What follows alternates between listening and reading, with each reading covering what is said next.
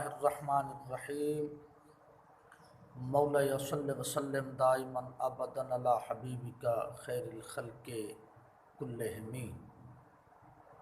اللہ تبارک و تعالی نے قرآن پاک کے اندر ارشاد فرمایا قل ان صلاتی و نسکی و محیای و مماتی للہ رب العالمین لا شریک لہ و بذالک امرت وانا اول المسلمین۔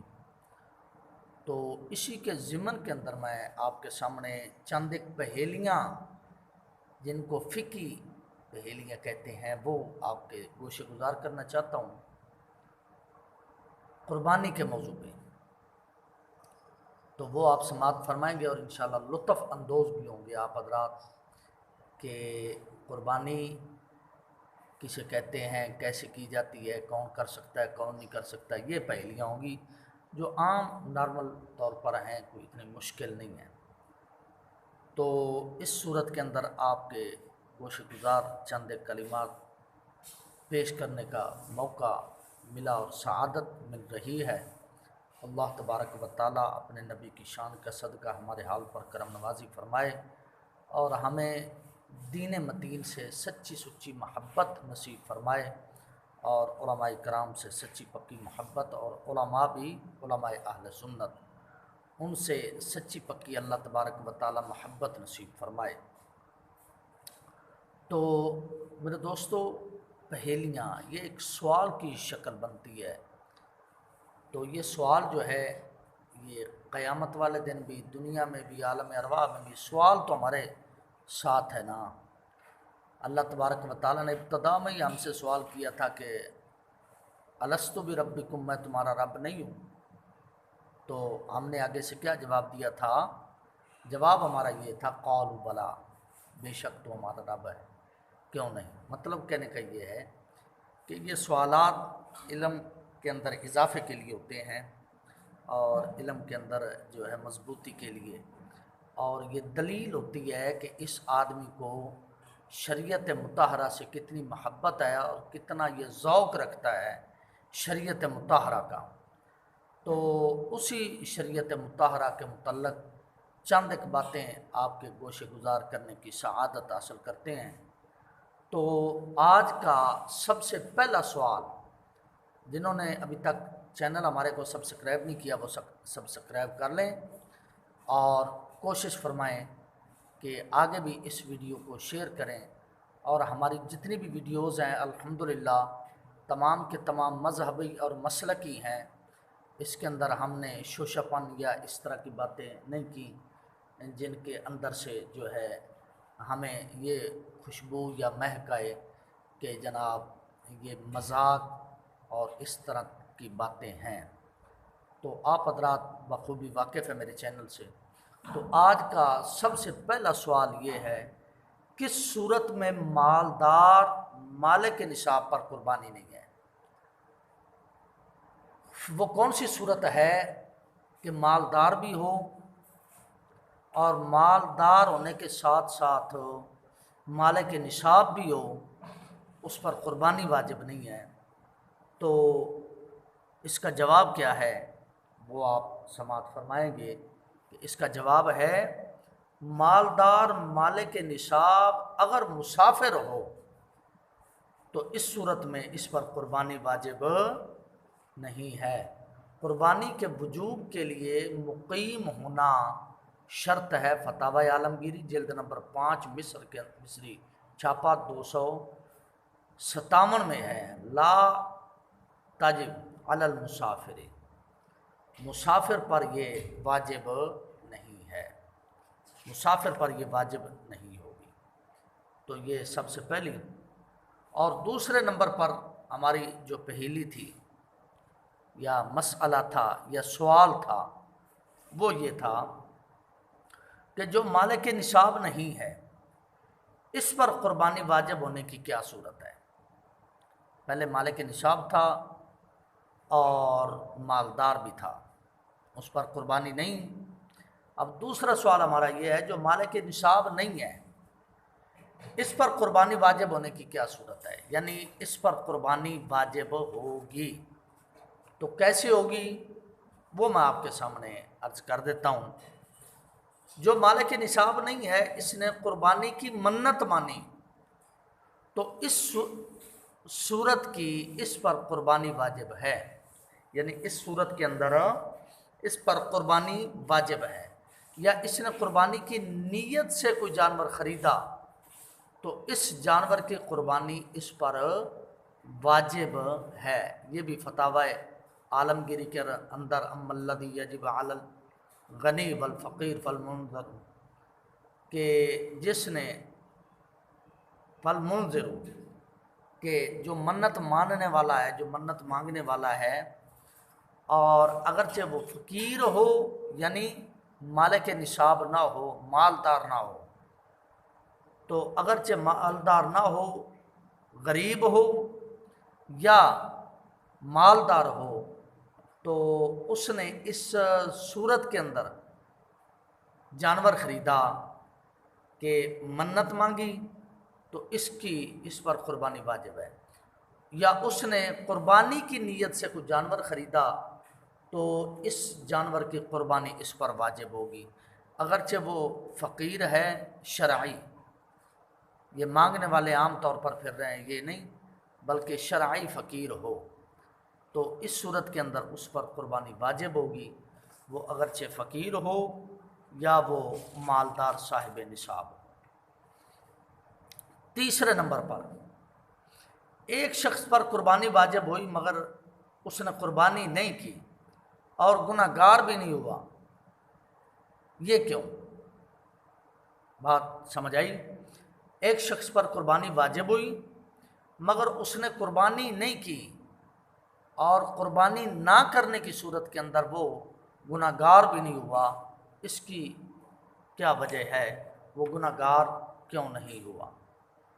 تو اس کا جواب یہ ہے کہ جب کہ اسلام ابتدائے وقت میں قربانی واجب ہوئی، اس کا جواب سماعت کریں گے، اور اس نے نہیں کی، یہاں تک کہ آخر وقت میں وجوب قربانی کے شرائط جاتے رہے۔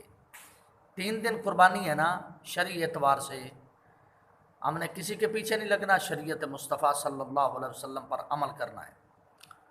تو جب کہ ابتدائے وقت میں قربانی یعنی 10 ذی الحج شریف کو اس پر قربانی واجب تھی اور اس نے نہیں کی، یا غالباً اس کا ارادہ یہ بھی ہو سکتا ہے کہ آخر وقت میں جا کر میں قربانی کر لوں گا، یہاں تک کہ آخر وقت میں وجوب قربانی کے شرائط جاتے رہے، یعنی مالک نصاب نہ رہا یا کوئی اس طرح کا مسئلہ بن گیا جس کی وجہ سے قربانی یا چوری ڈکیتی یا کوئی اس طرح کی پرابلم بن گئی جس کی وجہ سے وہ مالک نصاب ہی نہیں رہا۔ جب مالک نصاب ہی نہیں رہا تو اس پر قربانی واجب نہ رہی، جب واجب نہ رہی تو اس کے اندر وہ گناہ گار نہ رہا، اب وہ قربانی نہ بھی کرے تو وہ گناہ گار نہیں ہے۔ اب اگلی بات سماعت کر لیں گے 5ویں نمبر پر، دیہاتی نے نماز عید سے پہلے قربانی کی مگر قربانی جائز نہیں ہے۔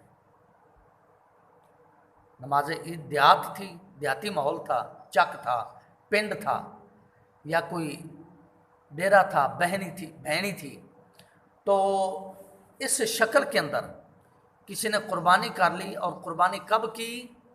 نماز عید سے پہلے، ابھی نماز نہیں پڑھی اور نماز عید سے پہلے اس نے قربانی کر ڈالی، یعنی جانور قربان کر ڈالا، تو جانور قربان کیا، اب مگر اس کی قربانی جائز نہیں ہوئی۔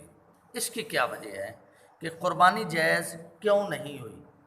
یہ تھا ہمارا 5ویں نمبر پر سوال۔ تو بات کچھ اس طرح کی تھی، پہلے چوتھا نمبر وہ 5ویں نمبر پر کر کے پھر ہم چوتھے نمبر کی طرف آتے ہیں۔ چوتھا نمبر میرے ذہن سے نکل گیا۔ اگر دیہاتی نے شہر میں نماز عید سے پہلے قربانی کی تو قربانی نہیں ہوئی۔ اعلیٰ حضرت امام غیرت مند امام احمد رضا خان صاحب رحمۃ اللہ علیہ تعریف فرماتے ہیں فتاوی ردویہ شریف کے حوالے سے، فتاوی در محتار شریف کے حوالے سے فرمایا کہ اگر قربانی شہر میں ہو جہاں نماز عید واجب ہے تو لازم ہے کہ بعد نماز ہو، اگر نماز سے پہلے کر لی تو قربانی نہ ہوئی۔ فتاوی افریقہ کے اندر آپ نے یہ فتویٰ صادر فرمایا، ارشاد فرمایا، یعنی کہ اس نے دیہاتی نے نماز عید سے پہلے قربانی کی مگر عید نہیں ہوئی، ابھی دیہات کے اندر نماز نہیں ہوئی تھی تو اس نے جو ہے قربانی کر لی، تو اس صورت کے اندر اس کی قربانی جائز نہیں ہے۔ اب واپس لوٹتے ہیں چوتھے نمبر کی طرف، کس صورت میں ایک قربانی کرنے کے باوجود پھر اسی سال دوسری قربانی واجب ہوئی؟ سال ایک ہے، قربانی بھی ایک ہے، لیکن یہ ہے اس نے قربانی بھی کی، قربانی کرنے کے باوجود اس پر دوسری قربانی واجب ہو رہی ہے، اس کی کیا صورت بنتی ہے اور کیسے وہ قربانی کرے گا؟ تو فرمایا اللہ اکبر کبیرہ، جب کہ پہلی قربانی کو تو مالک نصاب نہ تھا، اور جب مالک نصاب ہی نہیں تھا پھر قربانی کے دنوں میں ہی مالک نصاب ہو گیا، تو اس صورت میں ایک قربانی کرنے کے باوجود پھر اسی سال دوسری قربانی کرنا اس پر واجب ہوگا۔ پہلی جب اس نے قربانی کی، میں وجہ بتا دیتا ہوں، پہلی جب اس نے قربانی کی تو پہلی قربانی کے اندر یہ مالک نصاب نہیں تھا، جب مالک نصاب نہیں تھا تو پھر اس پر قربانی کرنا بھی واجب نہیں تھی، جب قربانی کرنا اس پر واجب ہی نہیں تھی، اس نے کیا کیا کہ شوق کے اندر یا اپنے محبت کے اندر، ذوق کے اندر بکرا یا چھترا یا جو کچھ بھی تھا وہ لے کر آیا، اور لے کر جب آ گیا، آنے کے بعد یہ بھی تو بہت بڑا چکر چل رہا ہے نا کہ مولوی پورا سال 5-5 کلو کی کڑھائی بنواتا ہے کٹے کی اور کھاتا ہے، جب قربانی کا موقع آتا ہے تو قربانی کے موقع پر اس کے اشتہار لگ جاتے ہیں اور خبریں آ جاتی ہیں کہ کٹے کی قربانی جائز نہیں ہے یا بھینس کی قربانی جائز نہیں ہے، اور جب قربانی کر لیتے ہیں تو مزے کی بات یہ ہے، لطیفے کے طور پر میں یہ عرض کرتا چلوں چونکہ میں نے اپنی آنکھوں سے یہ منظر دیکھا کہ جب کٹے کی یا بھینس کی یا بھینسے کی قربانی ہو جاتی ہے تو قربانی کے بعد پھر 2-2 کلو 3-3 کلو مولوی جو ہے وہ اپنے پیٹ شریف کے اندر اس کو رکھ رہا ہوتا ہے، جبکہ وجہ یہی بتائی جاتی ہے کہ اس کی قربانی جائز نہیں۔ جب قربانی جائز نہیں تو مولوی صاحب کا پیٹ شریف 4-4 کلو یا 5-5 کلو اپنے پیٹ کے اندر اپنے اندر کیسے سما رہا ہے اور کیا سمجھ کر سما رہا ہے؟ جائز سمجھ کر سما رہا ہے یا ناجائز سمجھ کر سما رہا ہے؟ یہ آج تک ہمیں بھی سمجھ نہیں آئی۔ بہرحال اس کا جواب تو مولوی صاحب کے ذمہ بنتا ہے کہ یہ کیوں ہے، یہ کیا معاملات ہیں، دین کو مذاق بنایا جا رہا ہے یا دین کے ساتھ ایسی کھلواڑ، یہ مجھے سمجھ نہیں آئی۔ آپ حضرات اگر ہو سکے تو اس ویڈیو کے کمنٹ کے اندر وجہ ضرور لکھیں گے، اللہ آپ کو جزائے خیر عطا فرمائے۔ کس صورت میں ایک قربانی کرنے کے باوجود اسی سال دوسری قربانی کرنا بھی اس پر واجب ہو گیا؟ یعنی پہلی قربانی اس نے جب کی تو وہ مالک نصاب نہیں تھا، مالدار نہیں تھا، اس نے شوق کے اندر ذوق کے اندر آ کر قربانی کر لی، جب شوق کے اندر آ کر اس نے قربانی کر لی تو قربانی کرنے کے ساتھ ہی کچھ عرصہ گزرا، مطلب بھئی کچھ گھنٹے گزرے یا کچھ وقت گزرا، کچھ دیر گزری تو وہ مالک نصاب ہو گیا۔ جیسے ہی وہ مالک نصاب ہوگا اب اس پر قربانی کرنا واجب ہو جائے گا، جب واجب ہوگا تو اس کو قربانی کرنا ضروری ہوگی اور اس پر واجب ہوگا۔ اسی سال اس نے ایک قربانی کی، اس کے باوجود اس پر دوسری قربانی واجب ہو گئی۔ اب اللہ اکبر کبیرہ، باقی انشاءاللہ العزیز چند ایک باتیں تو ہیں وہ آپ کے گوشے گزار کریں گے کسی وقت۔ تو اب 7ویں نمبر پر، 6 نمبر پر جانور ذبح کیا گیا اور ذبح کرنے کے بعد قربانی کی نیت نہیں کی مگر پھر بھی قربانی ہو گئی۔ سوال سمجھ آ گیا کہ اس نے کسی مسلمان نے جانور ذبح کیا، جانور ذبح کرنے کے ساتھ ساتھ اس نے قربانی کی نیت نہیں کی، جانور ذبح کر دیا، اور کر بھی کب دیا؟ نماز عید پڑھنے کے بعد۔ نماز عید پڑھنے کے بعد اس نے جانور ذبح کیا، اور جانور ذبح کرنے کے ساتھ ہی